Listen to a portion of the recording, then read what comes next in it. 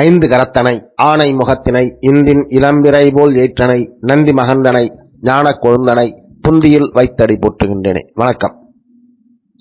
கார்த்திகை மாத ராசி பலன்கள் ரிஷபராசிக்காரங்களுக்கு நவம்பர் மாதம் 17ஆம் தேதியிலிருந்து டிசம்பர் மாதம் 15ஆம் தேதி வரைக்கும் 17/11/2025 15/12/2025 வரைக்கும் இருக்கக்கூடிய இடைப்பட்ட நாட்கள் ஒரு மாத காலங்களுக்கு கோச்சார ரீதியா கிரகங்கள் ரிஷபராசிக்காரங்க உங்களுக்கு எதை போன்ற ஒரு பலாபலனை தரப்போறாங்க அப்படின்னு சொல்லிட்டு பார்க்கலாம். ராசியாதிபதியான சுக்கிர பகவான் உங்களுடைய ராசிக்கு 6ஆம் இடத்தில் ஆட்சி பெற்ற நிலையில இருந்து இந்த மாதம் தொடங்குது. பொதுவா 6ல் இருப்பது அந்த அளவுக்கு சிறப்பு இல்லை. ஏன்னா 6ஆம் இடம் என்பது கடனையும் நோயையும் எதிரிகளையும் கொடுக்கக்கூடியது. அப்ப உங்களுக்கு நீங்களே தான் எதிரியா இருப்பீங்க. ஏன்னா ராசியாதிபதியே நீங்க தானே. அப்ப உங்களுக்கு நீங்களே எதிரியாக இருப்பீங்க. எதிரியா உங்களுக்கு நீங்களே அப்படின்னா எப்படி? நீங்க செய்யக்கூடிய செயல்பாடுகள் உங்களுக்கு எதிராக அமையும். அதுதான். அப்ப உங்களுக்கு நீங்க செய்யக்கூடிய செயல்பாடுகள்லாம் அடுத்தவங்களுக்கு பிடிக்காது. அதே போல ஒரு விஷயமாக இருக்கிறதுக்கான வாய்ப்புகள் அதிகம். பொதுவா இந்த மாதத்தில் ரிஷபராசிக்காரங்க உங்களுக்கு அதிகப்படியான எச்சரிக்கையுடன் தான் நீங்க இருக்கணும். பொதுவா ஜோதிடம் ஜாதக பலன்கள் இதெல்லாம் பார்க்கறது எதுக்கு அப்படின்னா சிறப்பா இருக்குது அப்படிங்கிறத தாண்டி நமக்கு எதை போன்ற ஒரு சந்தர்ப்ப சூழ்நிலை வசத்தால் நாம ஒரு பாதை தவறி போவோம் அல்லது தீய செயலில் ஈடுபடுவோம் அல்லது தீய செயல்கள் நமக்கு நடக்கும் அப்படிங்கிறத தெரிஞ்சுக்கிட்டு அதுல இருந்து விலகி போறதுக்கான விஷயமா தான் இதை நம்ம பார்க்கணும். ஒவ்வொருத்தங்களும் ஒவ்வொரு விஷயத்துக்கோசரம் பார்க்கிறோம். இருந்தாலும் அதிகப்படியா பார்க்கறது என்னன்னா நமக்கு இப்ப நேரம் நல்லா இருக்குதா அப்படின்னு சொல்லிட்டு பார்க்கறதுக்காக தான் நம்ம ஒரு செயலை செய்யும் போது அதுக்காக தான் ஜாதகம் பார்க்கிறோம். அந்த வகையில இது கோச்சார பலன் தான். இப்ப இருக்கக்கூடிய அந்த ஒரு மாத காலங்களுக்கு எதை போன்று இருக்கும், எதை போல நம்ம நம்மை பாதுகாத்துக்கணும் அப்படிங்கிறத ரிஷபராசிக்காரங்க ரொம்ப எச்சரிக்கையா இருக்கக்கூடிய மாதங்கள் இதுதான். அப்ப அவங்களுடைய வயதை பொறுத்து இது மாறுபடும். உங்களுக்கு நடக்கக்கூடிய தசாபுத்தி அமைப்புகளை பொறுத்து மாறுபடும். இருந்தாலும் அந்த வயதிற்கும் அந்த தசாபுத்திற்கும் உட்பட்டு நமக்கு என்ன செய்யணுமோ அதை கிரகங்கள் செஞ்சுட்டு போகும் அப்படிங்கிறது தான்.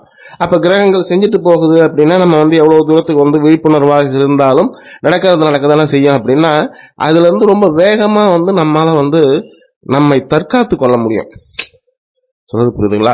நம்ம ஒரு பய உணர்வுடன் இருக்கும்போது அல்லது எச்சரிக்கை உணர்வுடன் இருக்கும்போது நம்ம பெருசா பாதிக்கப்பட மாட்டோம்.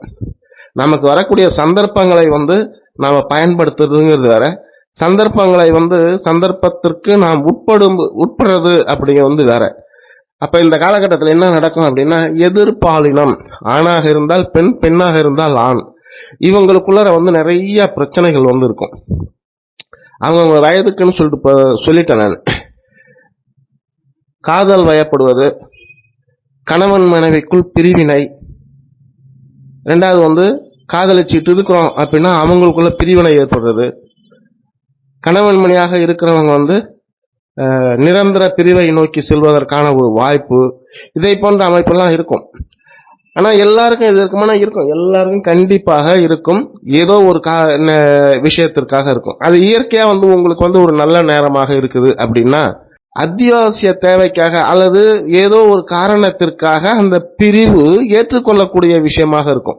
இப்ப இப்படி வச்சுக்கோங்க, ஏதோ ஒரு காரணத்திற்காக நீங்களும் உங்க மனைவியும் பிரிஞ்சு இருக்கிறது, உங்க குடும்பமும் நீங்களும் பிரிஞ்சு இருக்கிறது, இதை போன்ற விஷயம் ஒரு வேலைக்காகவோ அல்லது படிப்புக்காக ஏதோ ஒரு விஷயத்திற்காக இயற்கையாகவே பிரிந்து இருக்கிறது அப்படிங்கக்குள்ள இந்த விஷயங்கள் அடிபட்டு போகும். இருவரும் ஒன்றாக இணைந்து இருக்கிறது அப்படிங்கறதுதான் குடும்பத்திற்குள் பிரிவினைகள் வருவதற்கான ஒரு பெரிய மாற்றங்களை தரக்கூடிய ஒரு மாதமாக இந்த மாதத்தை பார்க்கிறோம்.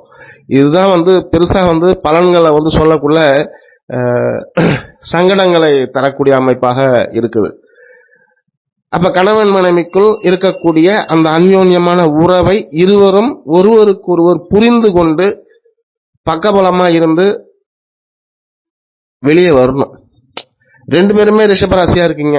இப்ப கணவனும் ரிஷபராசி, மனைவியும் ரிஷபராசியா இருக்கிறீங்க. இதை என்ன பண்ண முடியும் அப்படின்னா இதற்கான ஒரு விஷயம் நாம இறை வழிபாடு தான், மன கட்டுப்பாடு தான்.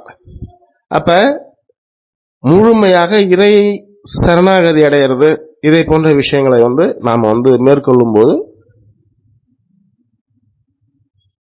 இதை போன்ற பாதிப்புகள் இருந்து நாம வந்து விடுபடலாம். புதிய உறவுகள், இதுதான் நம்ம வந்து சொல்றோம். புதிய உறவுகள், புதுசா வந்து சிநேகிதம் ஏற்படும். படிக்கக்கூடிய வயதில் இருக்கிறவங்க, காலேஜில் படிக்கிறவங்க எல்லாம் வந்து ரொம்ப எச்சரிக்கையா இருக்கணும். ஆணோ பெண்ணோ யாராக இருந்தாலும் சரிதான், எச்சரிக்கையுடன் இருக்கணும். காதல் வயப்படக்கூடிய அமைப்பு, காதலித்துக் கொண்டிருக்கிறவர்கள் பிரிவதற்கான அமைப்பு, இதுதான் வந்து முக்கியமா வந்து இருக்கும். நம்ம சுத்தி இருக்கிறவங்க, நம்மளுடைய நட்பு வட்டம் இருக்கு இல்லையா, அந்த நட்பு வட்டம் வந்து வெல் பிளான் பண்ணி செய்வாங்க. இதுதான் இங்க சங்கடம். சொல்றது புரியுதுங்களா? இப்ப வந்து இயற்கையாகவே காதல் வயப்படுவதுங்கிறது வேற, இயற்கையாகவே ஒருவரை ஒருவர் ஈர்க்கிறது அப்படிங்கிறது வந்து வேற. ஆனா இங்க வந்து ஒரு பிளானடு, இப்படிதான் இதை இப்படி இதுக்காக தான் செய்யறோம் அப்படிங்கிறது வந்து பிளான் பண்ணி செய்யக்குள்ள அது எதற்காக வந்து அந்த பிளானிங் வந்து இருக்கு. அப்ப ஏதோ ஒரு எதிர்பார்ப்புடன் நடக்கும் போதுதான் இந்த பிளான்லாம் வந்து வரும். பிளான் பண்ணி இது மாதிரி செய்யணும் அப்படிங்கிறது அந்த வலை. அதனாலதான் இது வலை விரித்தல். இது வந்து ஒரு சூழ்ச்சி வலையா இருக்கிறதுக்கு தான் 90% வாய்ப்பு. இயற்கையா வர்றதுக்கான வாய்ப்பு ரொம்ப கம்மி. இயற்கையா வருவது என்னன்னா பிரிவினை தான். இயற்கையா வர்றது வந்து புதிய உறவுகள் வந்து ஏற்படுறதுதான், காதல் வயப்படுறதுதான். இப்படி நம்ம வந்து ஒவ்வொன்றா எடுத்துக்கலாம். ஆனால் புதிய உறவுகள் அல்லது வந்து வேறு ஏதோ ஒரு விதத்தில் வந்து எதிர்பார்ப்புடன் கூடிய ஒரு விஷயமாக இதை வந்து நம்ம வந்து பார்க்கணும். ரிஷபராசிக்காரங்க வந்து இந்த மாசம் வந்து ரொம்ப ரொம்ப ரொம்ப ரொம்ப எச்சரிக்கையா இருக்கணும். அதாவது எதிர் பாலினத்தினுடன், ஆணாக இருந்தால் பெண்ணிடத்தில், பெண்ணாக இருந்தால் ஆணிடத்தில் சகஜமா பழகிறவங்க. அதுவும் ரிஷபராசிக்காரங்க ரொம்ப அதிகமா சகஜமா பழகுவாங்க, நிறைய பேசுவாங்க. அப்ப சகஜமா பேசக்கூடிய, சகஜமா பழகக்கூடிய இந்த ராசிக்காரங்க, உங்களுடைய ராசியாதிபதி உங்களுடைய ராசிக்கு 6ஆம் இடத்தில் இருந்து ஒரு 10 நாளைக்கு இருக்கிறார் அப்படின்னா, மீறி